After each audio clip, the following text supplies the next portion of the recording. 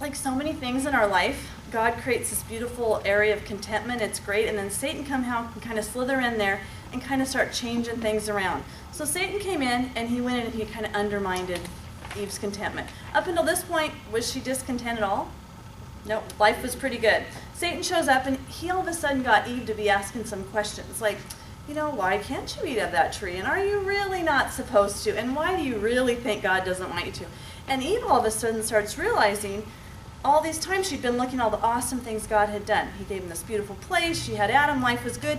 Instead, she started looking at, there's something over there that maybe God's keeping from me. And I don't know if I like the fact that God's withholding something from me. And so Satan kind of comes in and kind of makes her start questioning that. He just changed her view from what God was at to what maybe God was withholding.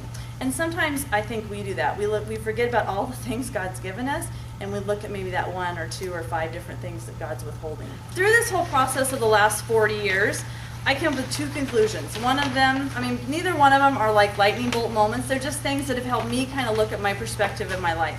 First of all, conclusion 1 is we are just camping. Our ultimate home is back in heaven with Jesus. We are on a camping trip here on earth, okay? And camping has wonderful things. Anybody like camping? Like the campfires, you like the big starry skies, those are all good. I like it in Eastern Washington because it's way drier than over here. It's a good thing. There is great memory making, it's just wonderful. But even on camping, how many people still are hoping they can have their own bed soon? Okay. When you're in that state, like, I'd like my own bed. Or how many people are thinking, I'd like to kill this mosquito that's flying around me. Okay. It's still a lot of work. It's way easier to cook dinner at home than it is to cook it at camping. So that's just one, to me, it kind of painted this picture of, I'm just on a camping trip here. Ultimately, I'm going to get back with Jesus and be in paradise and going to be in heaven. But for now, I am camping, and I'm going to love the things that are here to love, and I'm going to work through things that are a little bit harder here. Because God told us it was going to be trials, and there were going to be tough times. And so that's kind of the perspective that just kind of helps me along, because sometimes I'm thinking, I will get through this, and I will get home, and I'll have that hot shower, and I'll have my shampoo and be ready to go. Okay. There's a song by Carrie Underwood. Anyone ever heard "Temporary Home"? Oh, yes. That song is just great. It's just about.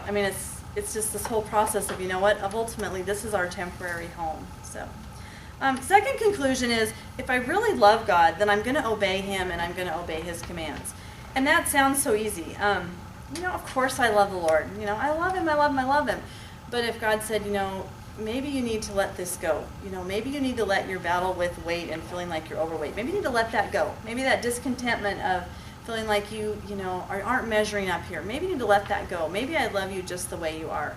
And sometimes that's so hard to do. So hard to do. 1 Thessalonians is 5:16-18 says, "Be joyful always, pray continually, give thanks in all circumstances, for this is God's will for you in Christ Jesus." You notice joyful comes first. Sometimes we just have to be joyful first, and then and give thanks for our situation, our circumstances we're in.